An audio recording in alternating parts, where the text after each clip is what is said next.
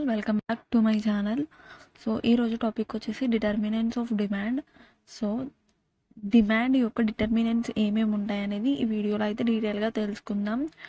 So first మనం ఒక ప్రోడక్ట్కి డిమాండ్ అనేది పెరగాలి అంటే వాటికి కొన్ని డిటర్మినెంట్స్ అనేవి ఉంటాయి. సో ఆ డిటర్మినెంట్స్ని బేస్ చేసుకొని మనం ఒక ప్రోడక్ట్కి ఏమేమి కావాలి, ఎలా పడితే కనుక వాటి యొక్క డిమాండ్ అనేది పెరుగుతుంది అనేది అయితే మనం ఈరోజు వీడియోలో చూద్దాం. సో ఫస్ట్ వన్ వచ్చేసి ప్రైస్ ఆఫ్ ప్రోడక్ట్. మనం ఒక ప్రోడక్ట్కి ప్రైస్ అనేది పెడతాం. సో ఆ ప్రైస్ అనేది దేన్ని బేస్ చేసుకొని పెడతాం? Income of consumer. So consumer యొక్క ఇన్కమ్ని బేస్ చేసుకొని కూడా మనం ప్రైస్ అనేది పెడతాము. ఏదైనా ఒక ప్రోడక్ట్ తయారైనప్పుడు దానికి తయారైన ఖర్చు మళ్ళీ మనకి ఎంత ప్రాఫిట్ కావాలి అనుకుంటున్నామో ఆ మొత్తాన్ని యాడ్ చేసే మనం ఒక ప్రైస్ అనేది ఒక ప్రోడక్ట్కి ఫిక్స్ చేస్తాం. ఆ ఫిక్స్ చేసిన ప్రైస్తోనే మనం ప్రోడక్ట్ అనేది మార్కెట్లోకి రిలీజ్ చేస్తాం. సో ఈ విధంగా మనం ప్రోడక్ట్ యొక్క ప్రైస్ అనేది పడతాం. సో థర్డ్ వన్ వచ్చేసి taste and preferences of consumer.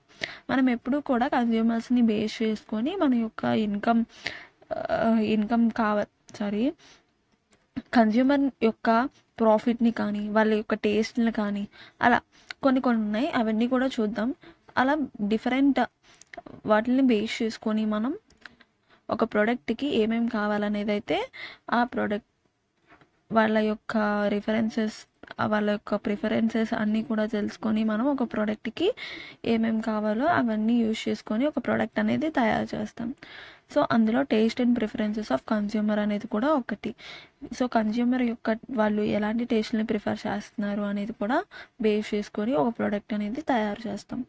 So next one వచ్చేసి price of related goods.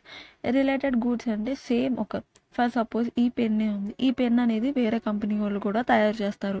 So వాళ్ళ కంపెనీలో కూడా సేమ్ ప్రోడక్ట్ అనేది ఉంటుంది. సో ఏంటి వాళ్ళ ప్రోడక్ట్ కన్నా మనం ఒక 1 రూపీ తక్కువ పెడితే మనకి డిమాండ్ అనేది ఎక్కువగా పెరుగుతుంది.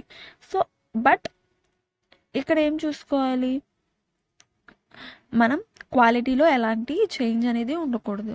సో క్వాలిటీలో చేంజ్ ఉన్నా కానీ మనకి డిమాండ్ అనేది పెరగదు. 1 రూపాయి ఎక్కువ ఉన్నా సరే వాళ్ళ దగ్గర కొనుక్కుంటారు, ఎందుకంటే క్వాలిటీ అనేది ఎక్కువగా ఉంది కాబట్టి అక్కడ డిమాండ్ ఎక్కువగా ఉంటుంది. సో ఇక్కడ ఏంటి అంటే క్వాలిటీ అనేది కూడా మెయిన్ ఇంపార్టెంట్. సో ప్రైస్ అనేది కూడా వాళ్ళ గుడ్ అంటే వాళ్ళ ప్రోడక్ట్ని అండ్ అలాగే మన ప్రోడక్ట్ని కంపేర్ చేసుకుంటూ మనం 1 రూపాయి తక్కువ పెడితే మన దగ్గరికి వస్తారు. సో అలాగా మనం ప్రైస్ అనేది డిటర్మైన్ చేస్తాం. నెక్స్ట్ వన్ వచ్చేసి ఎక్స్పెక్టేషన్స్ అబౌట్ ప్రైస్ ఇన్ ఫ్యూచర్లో మన యొక్క ప్రోడక్ట్ ప్రైస్ అనేది ఎలా ఉండబోతుంది, అది పెరగచ్చా తగ్గచ్చా, లేదు అంటే ఈ ప్రైస్ పడితే ఫ్యూచర్లో మనకి డిమాండ్ బాగుంటుందా లేదా, ఇవన్నీ కూడా ఈ exception about a price in ఫ్యూచర్లో మనకు వస్తుంది. సో అవన్నీ కూడా మనం ఎక్స్పెక్ట్ చేసి ఒక ప్రోడక్ట్కి మనం ప్రైస్ అనేది పెట్టాలి. So next one expectations about income in future. So ఫ్యూచర్లో మనకి ఈ ప్రోడక్ట్కి ఇన్కమ్ ఉంటుందా లేదా అనేది కూడా మనం ఆలోచించుకొని ఆ ఇన్కమ్ అనేది ఫిక్స్ చేయాలి. Next one size of population. So పాపులేషన్ని బేస్ చేసుకొని కూడా మనం ఆ యొక్క ప్రోడక్ట్ని మ్యానుఫ్యాక్చర్ అనేది చేయాలి. ఎందుకు అంటే ఫర్ సపోజ్ మన ఇండియాలోనే 5 lakh పీపుల్ ఉన్నారు. ఈ 5 lakh పీపుల్లో మనం లైక్ 10 lakh ప్రొడక్ట్స్ అనేది మనం తయారు చేసాము. సో మనకి సేల్ అవ్వదు, ఎందుకు అంటే మనకుంది 5 lakh పీపుల్ కానీ మనం ప్రోడక్ట్ వచ్చేసి 10 lakhs చేసాం. సో పాపులేషన్ని బేస్ చేసుకొని మనం ప్రోడక్ట్ అనేది తయారు చేసుకోవాలి. నెక్స్ట్ వన్ వచ్చేసి advertising efforts. Advertising is the most important thing in this demand. So ఏంటి అంటే ఫర్ సపోజ్ ఒక ప్రోడక్ట్ అనేది మనం తయారు చేసాం, ఆ ప్రోడక్ట్ అనేది లైక్ పీపుల్ ఎవరికి తెలీదు, ఆ ప్రోడక్ట్ మనం చేసామని మనకి మాత్రమే తెలుస్తుంది. సో ఆ ప్రోడక్ట్ అనేది పీపుల్లోకి వెళ్ళాలి అంటే కనుక మనం అడ్వర్టైజింగ్ అనేది ఒక వే ఆఫ్ చూసింగ్ అనమాట. సో అడ్వర్టైజింగ్ వేయడం వల్ల ఏంటి, చాలామంది పీపుల్ చూస్తూ ఉంటారు కదా.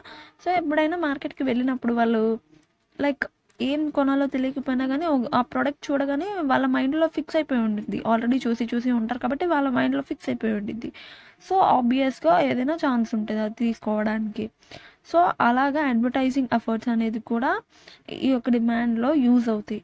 సో ఓవరాల్గా ఇవైతే డిటర్మినెంట్స్ ఆఫ్ డిమాండ్. సో ఒకసారి చూద్దాం. Price of product, income of consumer, taste and preferences of consumer, price of related goods, expectations about price in future, expectations about income in future, size of population, advertising efforts.